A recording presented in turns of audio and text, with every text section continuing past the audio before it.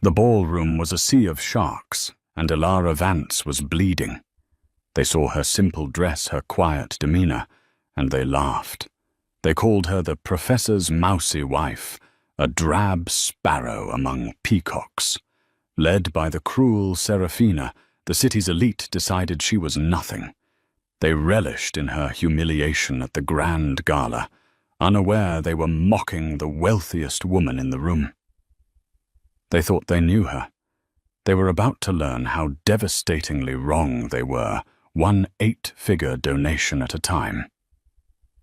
The city slid past the window of the town car, a river of diamonds and topaz against the black velvet of the November night. Arthur Vance glanced at his wife, his hand finding hers on the worn leather seat. "Are you sure you're all right, Elara?" He murmured, his voice a familiar, warm comfort. Elara Vance turned from the window. Her reflection was a pale ghost against the glittering skyline of New York City. She was, as always, a study in understatement, while the other women descending on the Grand Astoria ballroom would be encased in the latest confections from Chanel or Dior. Elara wore a vintage Givenchy. It was a simple floor-length sheath of slate-grey silk, a color that perfectly matched her eyes. Her only jewelry was her thin platinum wedding band and a pair of simple pearl earrings.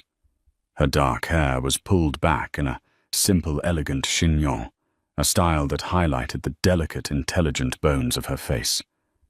"I'm fine, Arthur," she said, her voice as quiet as her dress. "It's just, loud, even from in here." "It's the Vanguard Gala." Arthur sighed, straightening his own respectable, if not show-stopping tuxedo. "It's the annual peacock mating ritual. We'll make our donation to the Global Children's Relief Fund. You'll admire the architecture, I'll avoid the philosophy department head, and we'll be home by 11. A perfect evening." Elara smiled, a small, genuine curving of her lips that Arthur cherished. "A perfect evening," she agreed. The car stopped. The illusion of peace shattered. A doorman, dripping in gold braid, pulled the door open, and the noise hit them. A wall of sound, composed of camera clicks, shouted names, and the high-pitched, brittle laughter of the city's elite. Arthur stepped out first, a solid, reassuring presence. He turned and offered Elara his hand. As she stepped onto the red carpet, a sudden, blinding series of flashes erupted. Elara flinched, her hand tightening on Arthur's. "It's all right," he soothed. "They're not for us." He was right. The paparazzi were screaming a name, but it wasn't Vance. "Serafina over here." "Serafina.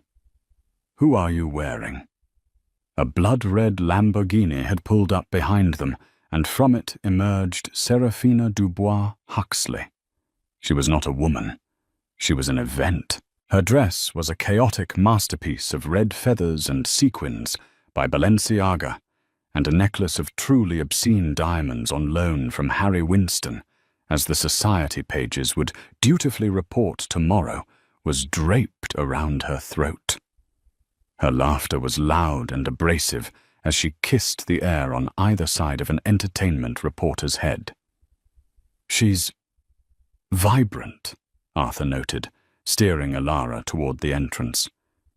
"She's a distraction," Elara murmured, her eyes already scanning the crowd, cataloguing, observing. They slipped inside, past the phalanx of photographers, their arrival as unnoticed as a single falling snowflake in a blizzard. The Grand Astoria ballroom was a cavern of gilded excess. Ceilings vaulted 3 stories high, painted with cherubs and clouds. Chandeliers the size of carriages dripped crystal light over a sea of people who collectively controlled a significant portion of the world's wealth, and they were all looking at each other. "Professor Vance, Arthur, glad you could make it." A man with a booming voice.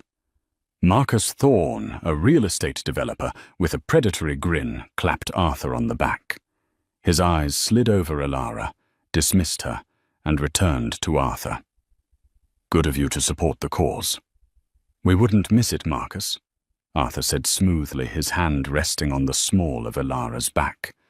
"You know my wife, Elara?" "Ah, yes." Marcus Thorne gave her a cursory nod, his gaze already scanning the room for a more important target. "Mrs. Vance. Lovely. Now, if you'll excuse me, I see a Rockefeller." He was gone, swallowed by the crowd. "Charming," Elara said, her voice dry. "He's a Philistine," Arthur said, leading her toward the champagne table. "But a necessary one, I'm told." They hadn't taken 5 steps before they were intercepted. Seraphina Dubois Huxley had finally made her entrance, and she moved through the crowd. Not like a person, but like a force of nature, a hurricane of feathers and entitlement, with her 2 loyal sycophants, Beatrice Bea Croft and the same Marcus Thorne, trailing in her wake. Seraphina's eyes, sharp and calculating, landed on Arthur. "Arthur, darling," she boomed, holding out a hand glittering with rings. "How wonderful to see you. I so adored your last paper on pre-Columbian monetary systems. Utterly fascinating." "Seraphina," Arthur said, his smile tight as he dutifully brushed his lips over her knuckles. "You're too kind." "I am never too kind. Darling, I am always just right," she purred. And then her gaze fell on Elara. It was not a kind gaze. It was the look a biologist gives a new, uninteresting specimen under a microscope. Her eyes traveled from Elara's simple hair down to the hem of her slate-grey dress. A slow, condescending smile spread across her perfectly painted red lips. "And you brought?" "Her," Seraphina said, not to Elara, but to Arthur. The her hung in the air, heavy and dismissive. Elara stood perfectly still. She didn't shrink. She didn't blush. She simply watched. "This is my wife, Elara Vance," Arthur said, his voice losing its warmth, turning to steel. "Oh, I know," Seraphina laughed, a sound like breaking glass. "The quiet one. Arthur, really, we must find you a new tailor. And as for your wife, darling," she finally addressed Elara, her voice dropping into a tone of false syrupy concern. "Did you lose a bet that dress? It's so functional. I suppose someone has to be the drab little sparrow in a room full of peacocks. It's so brave of you." "Isn't it brave, Bea?" Bea Croft, a woman who had surgically altered herself to look perpetually surprised, tittered on command. "So brave, Seraphina, utterly courageous." Elara merely tilted her head. "Good evening, Ms. Dubois Huxley.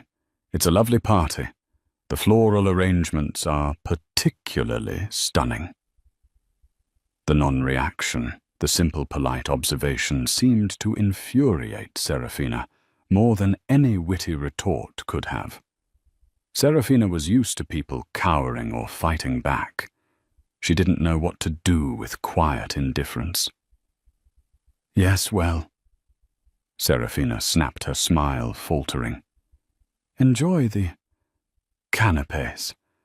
I'm sure they're more to your speed." She turned on her feathered heel and swept away her clique, following dutifully. Arthur let out a breath he didn't know he was holding. "I am so sorry, my love. That woman is vile." Elara watched Seraphina's red-feathered retreat. "She's not vile, Arthur," she said, softly, taking a flute of champagne from a passing waiter. "She's just terrified." "Terrified?" Arthur was baffled. "Of what? She owns half the building." Elara took a small, deliberate sip. Her grey eyes were clear and deep. "She's terrified that one day Everyone will look at her, really look at her, and see the same thing she sees in the mirror every morning." "And what's that?" "Nothing at all," Elara said. "Now I believe you promised me a look at that architecture." As they walked away, a few people who had overheard the exchange snickered. The story was already solidifying. Arthur Vance, the charming middleweight academic, was shackled to a mousy, socially inept wife who dressed in hand-me-downs. The first laugh had been cast. The gala settled into its rhythm, a symphony of performative generosity and barely concealed contempt. Elara and Arthur tried to stick to their plan. They examined the gilded cornices, and Elara, who had a mind that processed numbers and patterns with terrifying speed, mentally calculated the structural load of the central chandelier. Arthur pointed out the historical inaccuracies in the Renaissance-style murals, and she squeezed his arm affectionately. They were a small, quiet island in a churning, tempestuous sea, and the sharks were circling. The humiliation was not a single grand event. It was a death by 1,000 tiny, paper-thin cuts. It started with the servers. Elara, thirsty, tried to flag down a waiter carrying a tray of sparkling water. He looked through her, his eyes fixed on a louder, more demanding guest just behind her. Arthur finally had to put a firm hand on the man's arm. "My wife would like a water." The waiter, flustered, handed it over with a mumbled apology, but the message was clear. Elara in her simple grey dress was invisible. Then came the silent auction.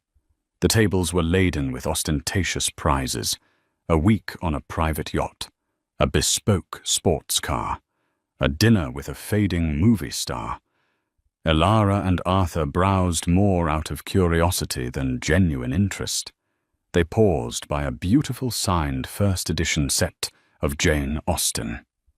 Arthur, a true romantic, sighed. "Now that is lovely." "Indeed," Elara said, a rare note of genuine interest in her voice.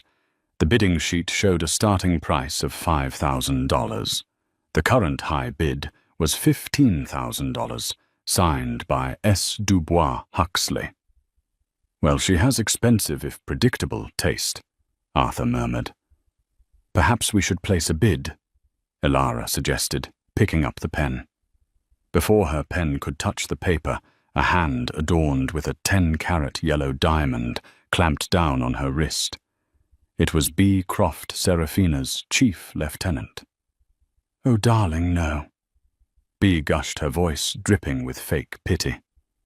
"You don't want to get into a bidding war with Seraphina. She always gets what she wants. And besides—" Her eyes flickered over Elara's dress. "Are you sure you can afford it? I hear a professor's salary doesn't quite stretch to this level of literature." Elara's eyes went cold. She didn't pull her hand away. She simply looked at B's hand on her wrist until the other woman felt the chill and awkwardly pulled it back. "Thank you for the advice, Miss Croft," Elara said, her voice perfectly level. She placed the pen back on the table, her desire for the books instantly extinguished. "It's always wise to know one's limits." "See smart, girl," B said, patting Elara's shoulder as if she were a child. "Now run along. Go get another water." Arthur, who had been momentarily distracted by a colleague, returned to see the tail end of the exchange. He saw the look on B's face and the rigid set of Elara's shoulders. "Is there a problem here?" Arthur's voice was dangerously quiet. "Oh, goodness no, Professor," B tittered. "We were just having a bit of girl talk, weren't we, Elara?" Elara just looked at her. "Come, Arthur," Elara said, taking his arm. "They're about to serve dinner. I'd like to find our table." But the worst was yet to come. As they navigated the crowded floor toward the dining area, Seraphina herself orchestrated the main event. She was holding court near the grand staircase, a flute of champagne in one hand, gesturing wildly as she told a story. Elara, trying to find the path of least resistance, attempted to slip by behind her. It was perhaps an accident. A loss of balance from the queen bee. Serafina stumbled backward, her arm swinging wide. Her full flute of champagne, pink sticky champagne, arced through the air and splashed directly down the front of Elara's slate-grey dress. A collective theatrical gasp went up from the circle around Serafina. The music seemed to dip. The chatter died. Elara stood frozen, the cold liquid soaking through the delicate silk, a large dark stain spreading across her chest. "Oh my God!" Serafina shrieked, her hands flying to her mouth in a perfect pantomime of shock. "Oh, you poor, poor thing! I am so clumsy." She burst into that high, brittle laugh. But then again, she said, her voice dropping to a stage whisper that carried across the entire room. "Who could even tell? It's just grey. Perhaps I've done it an improvement. Added a little colour to your world, darling." Marcus Thorne and B. Croft howled with laughter. Others farther away just stared, caught between embarrassment and the cruel theatre of it all. Elara didn't say a word. She looked down at the stain, then up at Serafina's triumphant, smiling there. Arthur, his face a mask of thunder, was already shrugging out of his tuxedo jacket to cover her. "That's enough, Serafina." Arthur's voice was a low growl. "Enough, darling, it was an accident." Serafina scoffed. "Though really," she added, leaning in conspiratorially, "you should thank me. That dress was a tragedy. Now it's a statement." Elara put a hand on Arthur's chest, stopping him. She looked directly at Serafina. The ballroom held its breath, waiting for the mousy wife to cry, to scream, to run. Elara did none of those things. She simply reached up, took the sodden napkin offered by a panicked waiter, and began to dab very precisely at the stain. "It's quite all right, Miss Dubois Huxley," Elara said, her voice clear in the sudden silence. "It's just a dress. And you're right. Accidents happen." She turned to her husband. "Please put your jacket back on, Arthur. You'll be cold. A little champagne won't hurt me." This was the ultimate insult. Elara's total, unassailable composure. She had taken Serafina's most potent venom and neutralized it with simple, quiet grace. Serafina's smile became a sneer. She had wanted tears, and Elara had given her poise. "Well, if you're going to be such a bore about it." Serafina spat. She snapped her fingers. "Waiter. Another bottle of the Dom. This one is empty." She tossed her empty flute onto the man's tray with a clatter. As she swept away, the crowd parted for her, but the whispers that followed were different. They weren't just about Elara's drab dress. They were about Serafina's brutal attack. Elara, by doing nothing, had suddenly subtly shifted the room's dynamic. She had become a victim, and Serafina a bully. Arthur wrapped his jacket around Elara's shoulders anyway, ignoring her protest. "That," he whispered, his lips near her ear, "is the last time. We're leaving." "No," Elara said, her voice surprisingly firm. The champagne had been cold, and it had acted like a splash of water to her face. The observation phase was over. "No, Arthur, we are not leaving. We are going to sit down at our table. We are going to eat our overcooked salmon. And we are going to make our donation." She looked up at him, and her grey eyes, usually so calm now, had a spark in them. A tiny burning ember. "I believe," she said, "it's time to show them what functional really looks like." They found their table. It was as they'd expected, in the Siberia of the ballroom near the kitchens, with a lovely view of a service corridor. They were seated with a junior city councilman, a retired opera singer who had brought her cat in a jeweled carrier, and two distant cousins of the event's founder, who were arguing about an inheritance. Elara, now draped in Arthur's oversized tuxedo jacket, seemed perfectly content. She ate her salmon, complimented the cat, and listened politely as the councilman explained his plan for zoning reform. "She's handling this better than I am," Arthur muttered to himself, pushing his food around his plate. He was furious.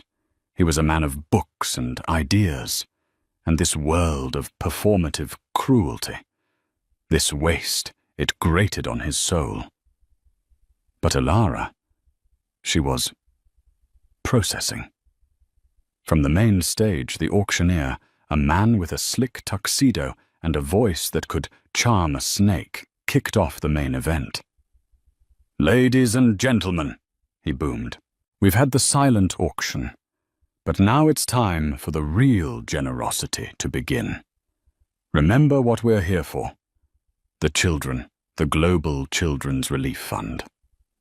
A slickly produced video played on the massive screens, showing smiling children in clinics and schools built by the fund. It was emotional, effective, and designed to open wallets. Elara watched, her face unreadable. Then the bidding began. "First up," the auctioneer shouted, "a private one-week stay at a villa in Tuscany, private chef included. Do I hear $50,000? A dozen hands flew up. Serafina Dubois Huxley bids $75,000, the auctioneer pointed. Marcus Thorne counters at $80,000. Serafina comes back at $100,000. Serafina was on her feet, a new glass of champagne in hand, blowing kisses. She won the villa for $120,000 to thunderous applause. Next up, a walk-on role in a new Marvel movie. Then a custom-designed experience with a celebrity chef. Serafina or one of her clique bid loudly and ostentatiously on every single item. They weren't just donating. They were conquering. They were buying their status in the room, one extravagant purchase at a time. Elara watched a small black notebook, one she always carried, appearing in her hand. She uncapped a simple black pen and began to write. Arthur, curious, leaned over. "What are you doing?" "Writing a review of the salmon." "I'm doing math," Elara whispered back, not looking up. "The villa has a market value of generously $40,000. She paid $120,000. That's an $80K charitable write-off. The walk-on role, valueless, but the cachet of bragging about it. She values that at $50,000. She's not buying items, Arthur. She's buying social capital, and she's getting it at a 3-to-1 premium." Arthur blinked. "You see all that?" "I see the numbers," Elara said. "The numbers never lie." The master of ceremonies, a genial TV host named David Chen, finally retook the stage. "What an incredible auction. Thank you, Serafina Marcus Bear, for your stunning generosity. Tonight, from the auction alone, we have raised $2,500. The room erupted. Serafina stood and took a bow, as if she alone had written the check. "A truly amazing number." David continued his smile, never wavering. "But folks, our goal for the new pediatric wing is $5 million. We are only halfway there." The mood sobered slightly. "And now," David said, "we come to the part of the evening, the pledge drive, where we ask you to open your hearts. We're going to put the thermometer on the screen. Our associates are in the aisles. You can pledge by cash, by card, or by raising your paddle. Let's see if we can close this gap.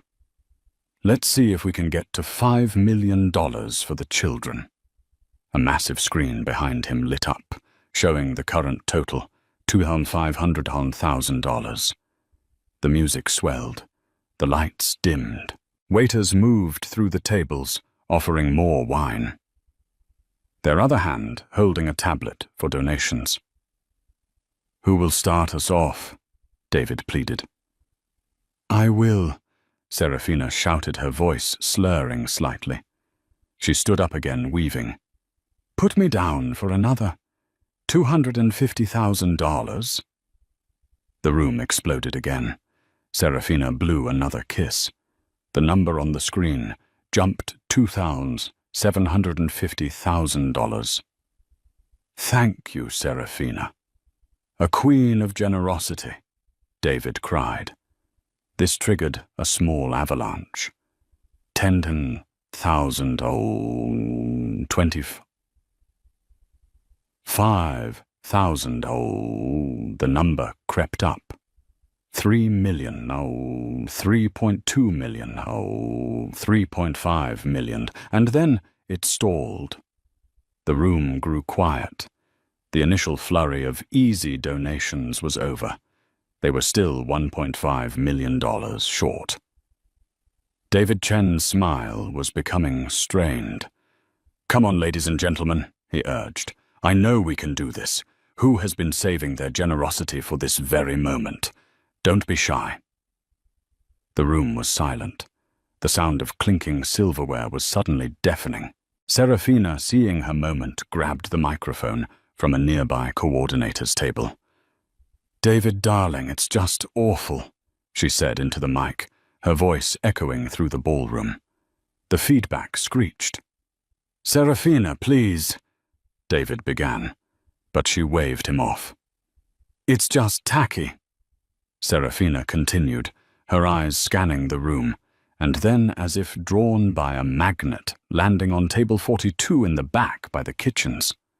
"It's just so tacky," she repeated, "that some people come to these events, eat the food, drink the champagne, and just take up space. They just sit there like little grey mice." Here she stared directly at Alara, while the rest of us who care, are shouldering the burden.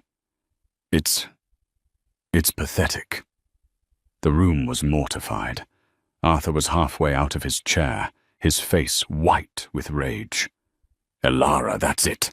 We're leaving now." But Alara didn't move. She was looking at the screen, not at Serafina, not at the people staring, at the numbers. 3,000. Goal, $5,000. She was still on her phone. Serafina had seen it earlier and mocked her. So rude, can't even pay attention. But Alara was paying attention. She took a sip of her water. She closed her small black notebook. She picked up her phone. Her fingers, long and elegant, began to type. "Alara," Arthur said, his voice raw. Alara didn't look up from her phone. Her thumb moved over the screen, pressing, swiping, confirming. "It's all right, Arthur," she said, her voice a low, calm vibration. "She's right about one thing." "What?" he asked, exasperated. Alara's thumb pressed the confirm button on her screen. A small transaction successful icon flashed. She finally looked up, her gaze cutting through the dim light of the ballroom past the jeering face of Serafina to the desperate face of the MC on the stage.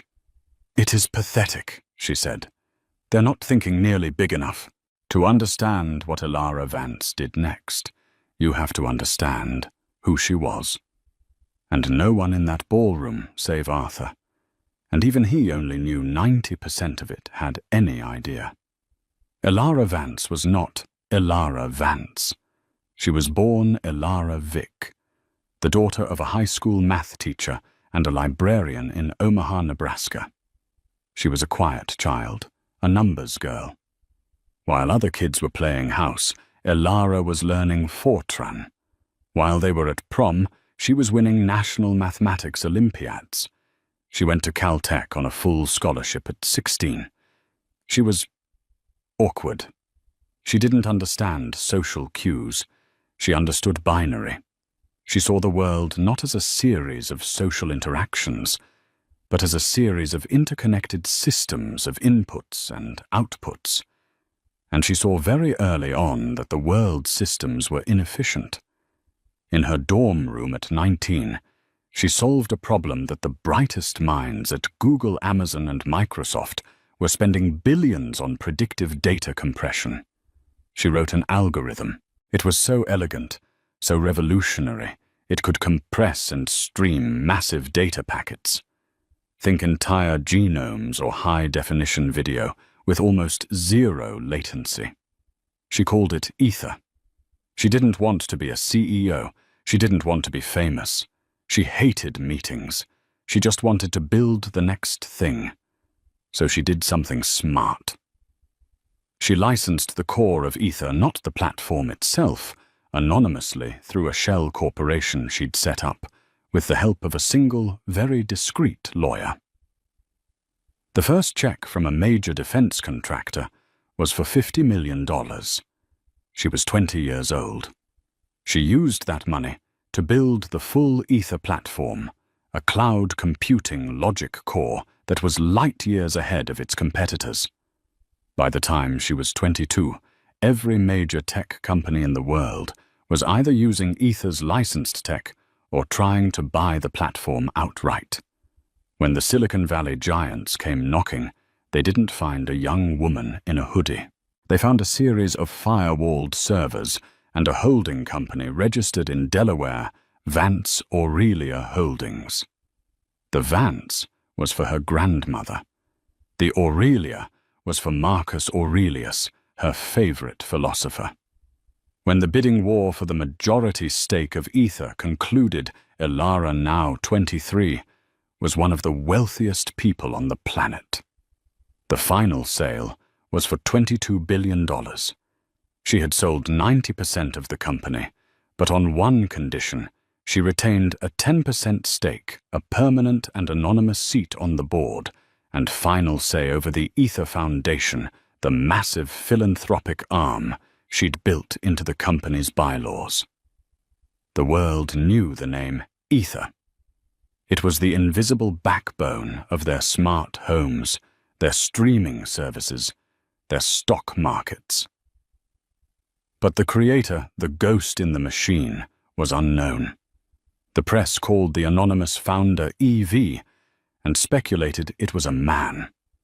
Elara, now with more money than God, did something truly radical. She vanished. She finished her degree. She moved to New York. And she went to the one place she had always felt safe, the library. She was working part-time for free as a researcher at the New York Public Library, just because she liked the quiet of the archives when she met Arthur Vance. He was a young, brilliant, and utterly broke history professor, researching a paper on the 12th century spice trade routes. He thought she was just another librarian. He was captivated by her mind, by the way she saw patterns he'd missed. He fell in love with the quiet girl who read Marcus Aurelius in the original Latin. When she finally told him 6 months into their relationship, he didn't believe her. Not until she took him to a small, unassuming brownstone in the village which she owned, and then showed him the other brownstone next door, which she also owned. She'd had the basements connected to, house her private server bank, and a full-scale analysis lab. So, he had said, sitting on her roof, looking at the stars, the $22 billion figure echoing in his head. The money. What do you do with it? Mostly I give it away, she'd said simply. But it's difficult. People behave strangely when they know. They stop being real. They want things. I don't like being wanted. I just like being. So you're Evie, he'd asked. I'm Elara, she'd said, and I would very much like it if you would just call me Elara. So he did. They got married at City Hall. They bought a comfortable but not ostentatious apartment on the Upper West Side. Arthur kept his job at the university. Elara kept her job as the anonymous head of Vance Aurelia Holdings, managing a philanthropic and investment portfolio that dwarfed the GDP of small countries. The Ether Foundation became her primary tool. It was a silent giant. It didn't put its name on buildings. It funded the research. It endowed scholarships, paid for clean water infrastructure in 50 countries, and anonymously covered the debts of failing hospitals. Elara Vance lived her life by a simple code: observe, calculate, and act. And sitting at table 42 in her champagne-soaked dress, being mocked by a woman who valued a pair of shoes at 10,000. Elara had finished her calculations. Serafina's total contribution across all her performative bids was $370,000. It was a lot of money. But Elara on her phone had just checked the public records of the Dubois-Huxley Foundation. It had assets of $500 million. Serafina's donation represented less than 1/10 of 1% of her foundation's holdings.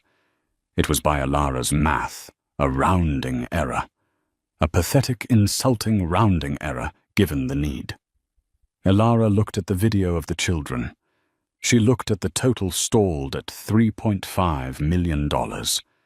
She looked at her husband's angry, protective face. She made her decision. Elara, I mean it. Let's go. Arthur was standing, his hand out. The humiliation had become a physical weight, and he couldn't bear to see his wife, the most brilliant person he knew, subjected to it for one more second. Sit down, Arthur, Elara said. Her voice wasn't a request. It was a quiet, calm command that cut through his anger. He stared at her, confused, and slowly sat. What are you doing? He whispered. I'm solving a problem, Elara said, her eyes on the stage. They have an insufficient funds issue. I have a liquidity surplus. It's a simple match.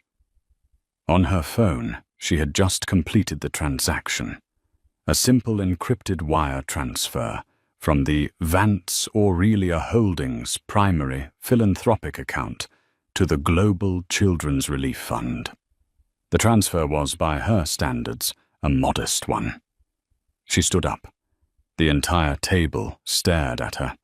Even the opera singer's cat looked up. Arthur's tuxedo jacket fell from her shoulders, pooling at her waist. She left it on the chair.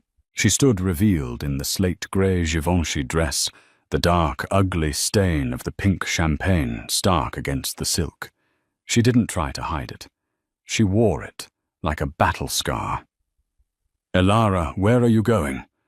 Arthur asked, a note of panic in his voice. To talk to the event manager, she said. And she began to walk. The ballroom was still trapped in that awful posturing silence left by Serafina's speech. The MC David Chen was on stage, his face fixed in a rictus of a smile, desperately trying to think of a way to salvage the evening. Come on, people, he was saying weakly. I know we can. He trailed off, watching as Elara Vance walked out of the shadows of Siberia. She didn't walk down the main aisle. She walked along the perimeter by the service stations, moving with a quiet, unhurried purpose. People turned to look. First it was the waiters, then the tables nearest the edge. A new whisper began. Who is that? It's the professor's wife. The one Serafina spilled on. Look at her dress. How embarrassing. Serafina saw her.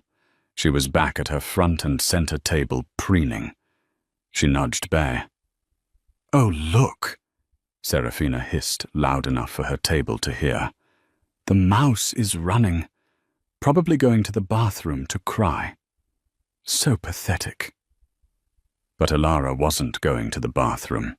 She was heading for the side stage area, where a harassed-looking man in a headset, the event coordinator, was frantically talking to the lighting booth. Alara walked up to him. She waited patiently for him to finish yelling into his microphone. "And I don't care if the generator is—" He sensed someone standing next to him and turned, annoyed. "What, can't you see I'm—" He stopped. He looked at Alara. He saw the stained dress, the quiet face. He saw in his mind a 2,500 a plate guest who was probably lost or about to complain about the salmon. "Ma'am, the restrooms are to the left. If you have a complaint—" "I don't have a complaint," Alara said, her voice barely audible over the din.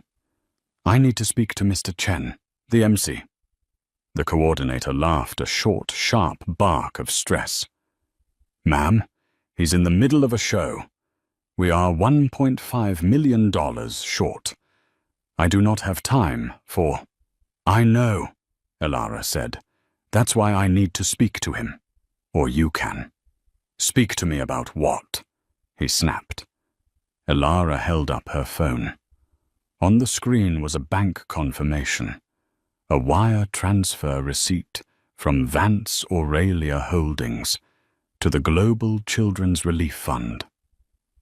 The coordinator squinted at it. He didn't understand. "Vance Aurelia. What is this?" "That is a donation," Alara said simply.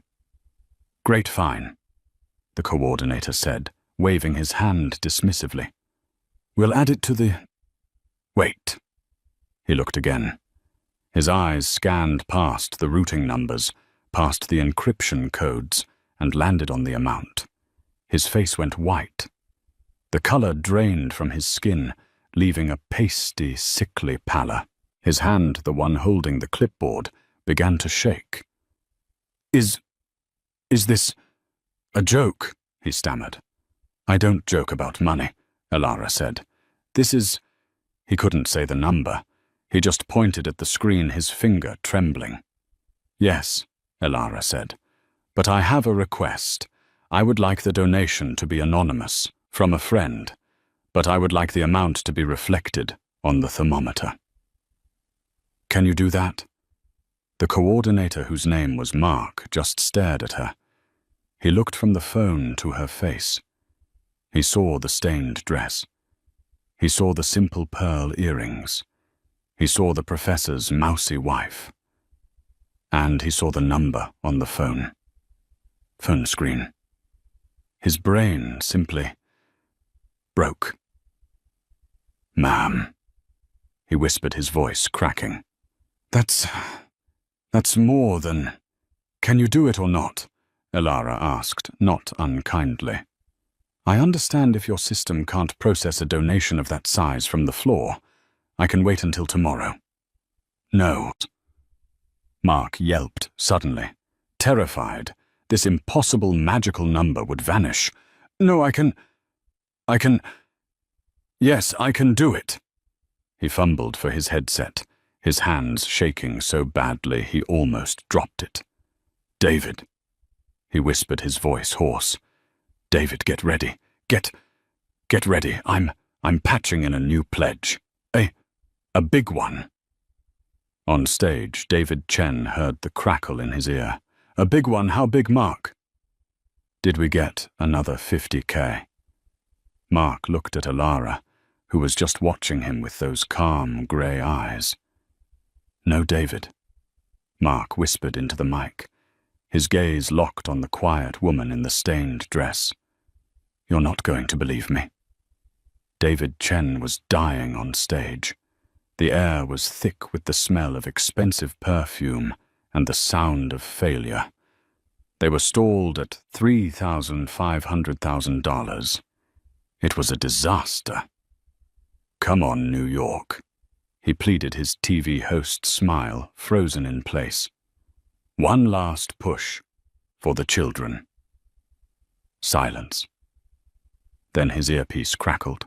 It was Mark, his event coordinator, and he sounded like he was having a seizure. David, get ready. I'm patching in a new pledge. A big one. A big one. How big, Mark? David said, his voice hopeful. Did we get another 50K? There was a long, static-filled pause. Then Mark's voice came back, shaky and thin. No, David. You're not going to believe me. Just put it on the board, Mark. David snapped, his patience gone. Okay. Patching it to the main board, now. Behind David, the massive screen with the thermometer flickered. The total $3,500 blinked, and then it vanished. The number was replaced by a new donation entry, a new single-line item at the bottom of the pledge list.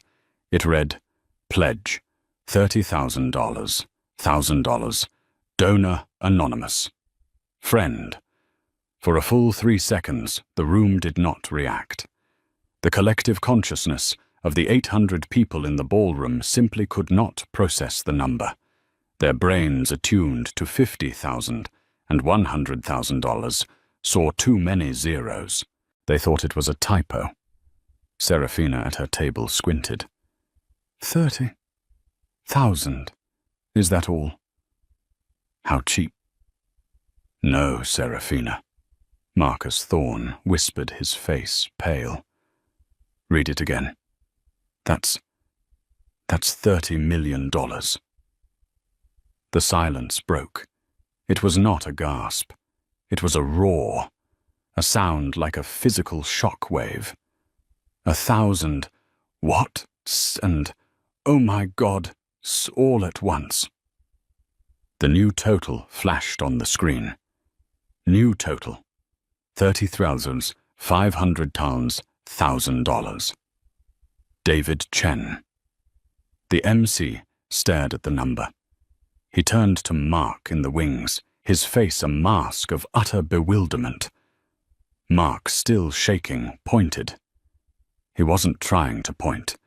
It was an involuntary gesture. He was just pointing at Alara, who was standing right next to him. David followed the line of Mark's trembling finger. It led him to the professor's wife, the mousy woman in the stained grey dress. The spotlight operator, confused and panicked, thought David was trying to point out the donor. He swiveled his light, and a hard, bright, white circle of light left David Chen and slammed onto Alara Vance, bathing her in an isolating, brutal glare. The entire 800-person ballroom went dead silent. Alara froze. This was not part of the plan. She hadn't calculated for this. She squinted into the light, her hand flying up to shield her eyes. And in that instant, everyone saw her. They saw the plain, dark hair. They saw the simple pearl earrings. And they saw, in horrifying high definition, the massive dark stain of champagne splashed across her chest.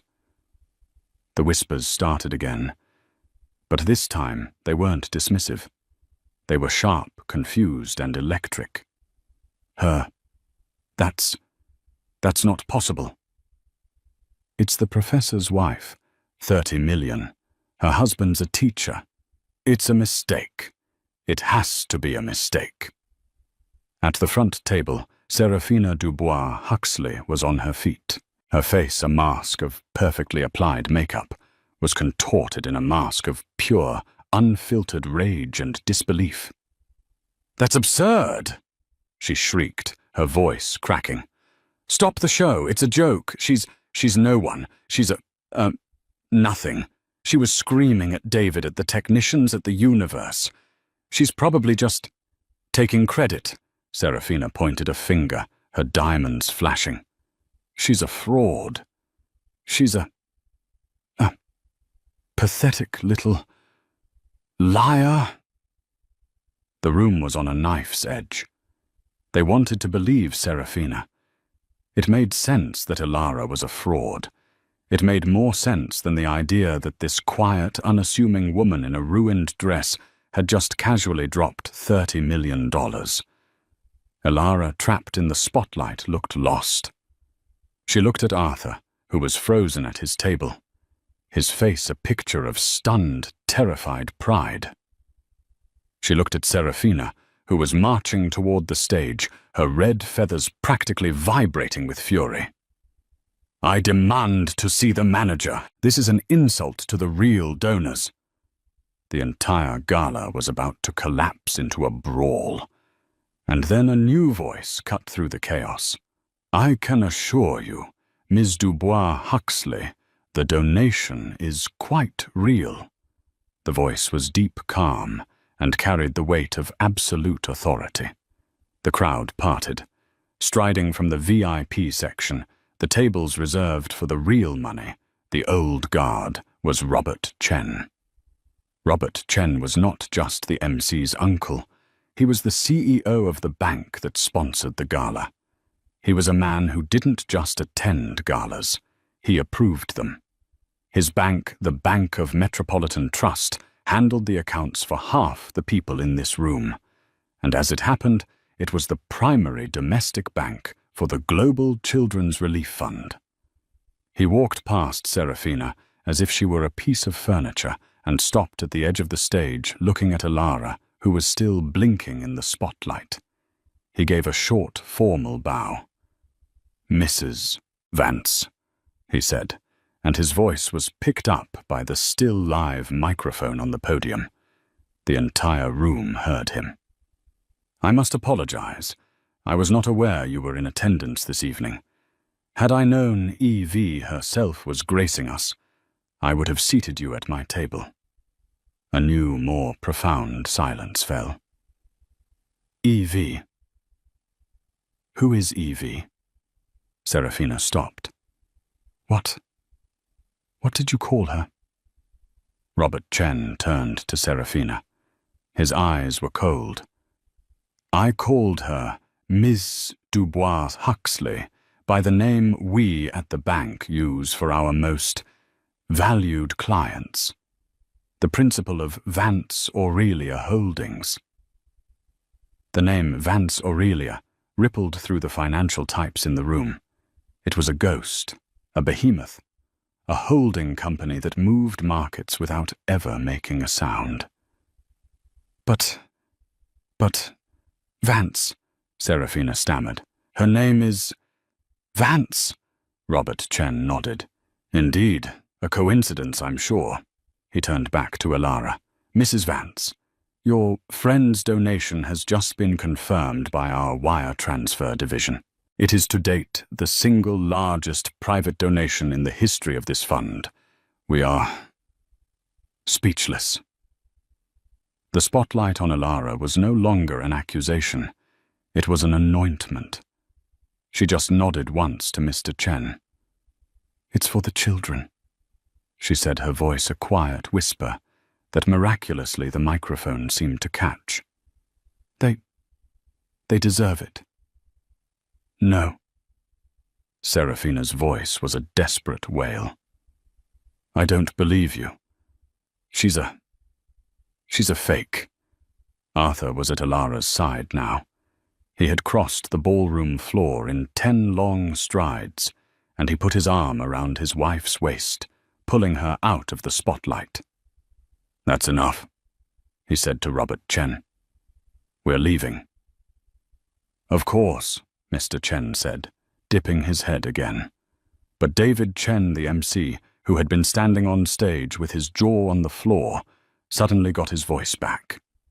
The producer in his ear was screaming. Wait! David shouted, his voice high with adrenaline. "Mr. Chen! Mrs. Vance! We have another announcement." He was holding a new card just handed to him by the frantic coordinator, Mark. "Ladies and gentlemen," David said, his voice shaking with a new wild excitement. The $30 million donation. It has He looked at the card, unable to believe the words. It has triggered a pre-arranged legacy match from... He paused. He looked right at Robert Chen, then at Elara. From the Ether Foundation. The name Ether hit the room like a bomb. Ether wasn't just money. Ether was everything. It was the invisible tech that ran their phones, their cars, their banks. The Ether Foundation, David read, his voice trembling, has a standing legacy match for the Global Children's Relief Fund. Any single donation over $25 million is matched, 5 to 1. He stopped. He did the math in his head. The room did the math with him. 5 to 1. 5 times 30 million. That's, David whispered, that's an additional $150 million. The sound that left the room was not a cheer. It was a single primal scream of disbelief. The thermometer on the screen exploded. The numbers spun like a slot machine, hitting the jackpot. $50, $1,000, $1,000, $100,000, $1,000, $1,000, $150,000, £1,000. It settled on a final impossible number. Grand total $183,500,000. In a matter of 90 seconds, Elara Vance had not just met the $5 million goal. She had funded the entire pediatric wing, endowed it for a century, and probably paid for the next 3 hospitals after that. The donation wasn't just more than every guest combined. It was more than the last decade of galas combined. Elara Vance looked at the number. She looked at the pandemonium. She looked at the flashing cameras, which were no longer on Serafina, but were burning into her. She turned to Arthur, her face pale, and whispered, "I think I overdid it." "No," Arthur said, a slow, wide grin spreading across his face. He kissed her right there in front of the entire, screaming, baffled room. "I think you were just right." He wrapped his arm around her, and they turned to leave. The entire ballroom, all 800 people, parted for them like the Red Sea. The billionaires, the rock stars, the politicians. They stared. They moved out of the way. No one spoke. No one breathed. They walked past table 1, where Serafina Dubois Huxley stood frozen. Her face was a ruin. The champagne flute she had been holding slipped from her fingers and shattered on the floor. She didn't notice. She just watched the quiet woman in the stained grey dress. The woman who had just ended her reign, her world, her everything, with a quiet tap on a phone, walk out of the ballroom, leaving an echo of $180 million in her wake. The ride home was silent. The city lights were the same, but they felt different. Elara leaned her head against Arthur's shoulder, the adrenaline finally draining away, leaving her exhausted. "Ether," Arthur said softly, breaking the silence as the car idled at a red light. "You triggered the Ether match. You are Evie." Elara sighed. "Vance Aurelia is my personal fund. Ether is the corporate one. It was the most efficient way to maximize the capital. The match was already in place. I just activated it." "You activated it," Arthur repeated, and he started to laugh. It was a low, warm, bubbling laugh. "My God, Elara, you activated $150 million. It's not funny, Arthur. My anonymity is compromised." "My love," he said, turning to look at her, "your anonymity was a fortress. Tonight you just lowered the drawbridge, and you did it to stop a bully from hurting my feelings." "It wasn't," Elara started. "It wasn't just that. It was the children in the video, and—" she touched the still damp stain on her dress. "And it was the math. Serafina's donation was inefficient. It was an insult to the problem." The car pulled up to their brownstone. There were no paparazzi. Not yet.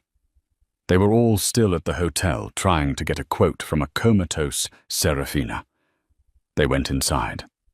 Elara kicked off her simple heels. Arthur hung up his tux. Elara peeled off the ruined Givenchy dress and dropped it in the trash. She reappeared in an old, soft grey t-shirt, Arthur's, and a pair of flannel pants. She went into the kitchen and started to make tea. The next morning the world was on fire. The story was everywhere, not just on page 6. It was the front page above the fold headline in the Wall Street Journal and the New York Times. The ghost of ether mystery, donor EV, unmasked at Vanguard Gala. The $180 million mouse. Serafina's folly. How New York's queen was dethroned by a quiet professor's wife. The articles were brutal. They had photos. A picture of Serafina, her face contorted in a sneer. A picture of Elara trapped in the spotlight, her dress stained. A picture of the final impossible number on the board. Serafina Dubois Huxley was in a word finished. The Queen was a joke.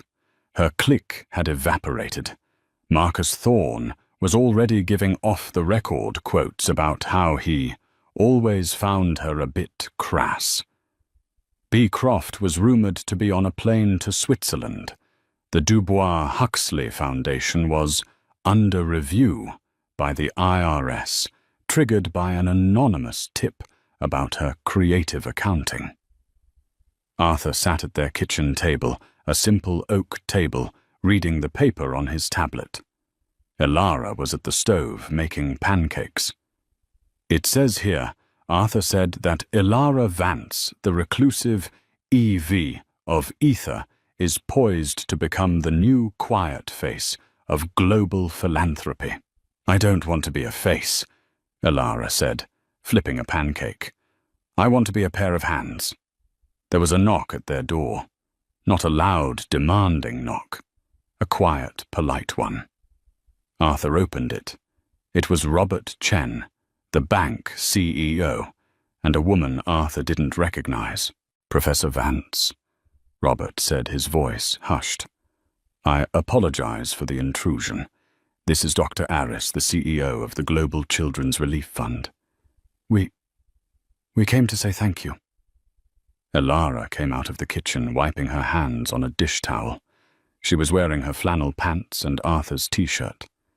Dr. Aris, a woman who had seen war zones and famines, looked at Elara, and her eyes filled with tears. "Mrs. Vance." "Elara, what you did, you haven't just funded a wing. You have funded the end of 3 separate tropical diseases. You have saved, quite literally, millions of lives." Elara looked uncomfortable. "It was the logical thing to do." Dr. Aris continued, "we want to name the new wing after you. The Elara Vance Center for—" "No." Elara said so quickly it was almost sharp. "Absolutely not." "But, no, I have one condition for the ether match." Robert Chen and Dr. Aris held their breath. "The new wing," Elara said, "and all the research it produces. You will name it after someone who actually deserves it. Someone who was a real architect of change." She paused. "You will call it the Dr. Madeleine Albright Center for Global Child Welfare." Robert Chen and Dr. Aris just stared at her. They had expected ego demands. They got homework. "That is," Dr. Aris said, A brilliant and fitting tribute. Of course. Good, Elara said. Now if you'll excuse me, the pancakes are burning. She nodded, turned and went back to the kitchen. Robert Chen looked at Arthur, his mind still reeling.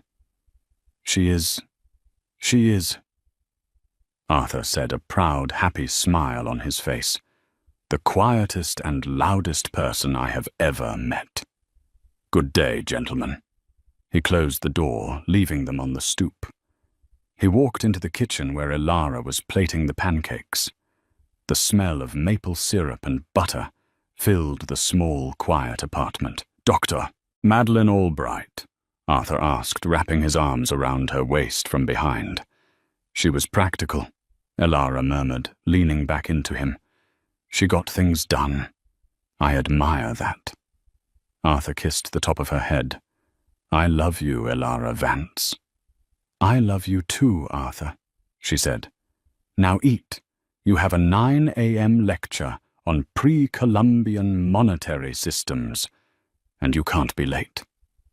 And in their small, quiet brownstone, as the city outside screamed her name, the most powerful woman in the world sat down and ate her pancakes.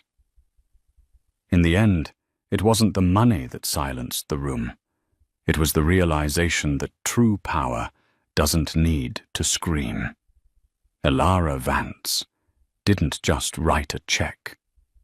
She rewrote the rules of their entire world, all without raising her voice. Her story is a powerful reminder that the quietest person in the room is often the one holding all the cards. What did you think of Elara's quiet revenge? Have you ever seen someone so underestimated prove everyone wrong? Let me know your thoughts in the comments below. We all love a story where the bully gets what they deserve. If you enjoyed this, please like, share, and subscribe for more dramatic stories just like this one. Your support helps us create more content, and it means the world. We'll see you in the next story.